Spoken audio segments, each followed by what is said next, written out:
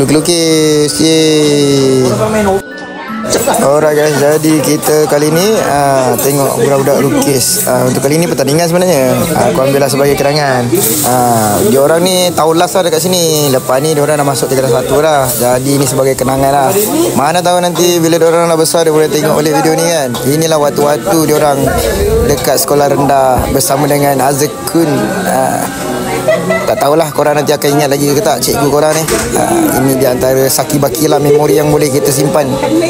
Jadi diorang ni lukis lah sedaya upaya dengan kreativiti yang diorang ada.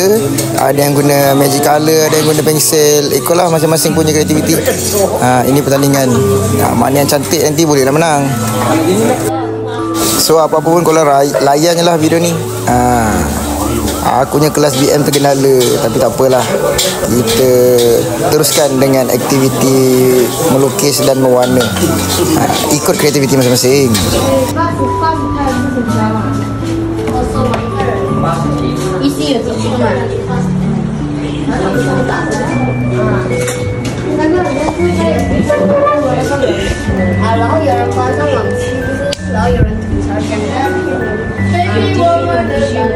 It's springtime, Snoopy.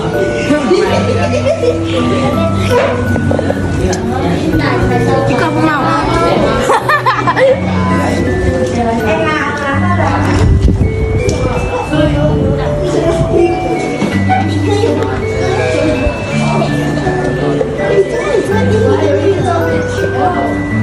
Ini tajuk apa? Tajuk apa? Tajuk Mati.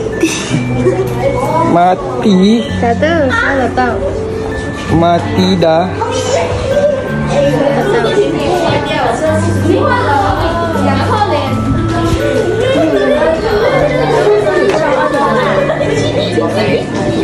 Ini tajuk apa? Tajuk. Tajuk lukisan apa? Kena lukis apa? Pasal apa? Poster lah? Bukan, storybook punya.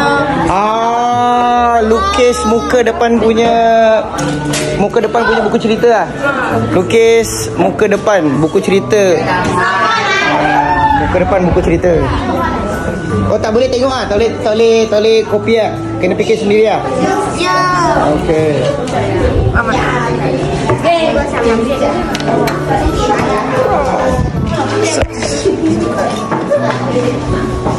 Alright guys, jadi waktu ni Remo. kita orang nampak pula ada pelangi kat luar kan. Jadi apa lagi kita pun record. Dia macam seni juga kan, ada kala-kala. Mungkin kat sana hujan ke apa, tak tahulah. Tapi memang cantik lah.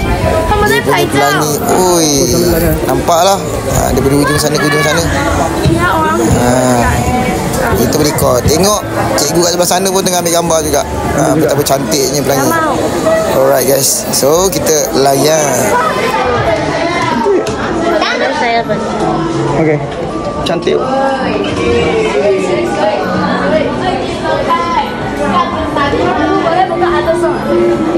Boleh?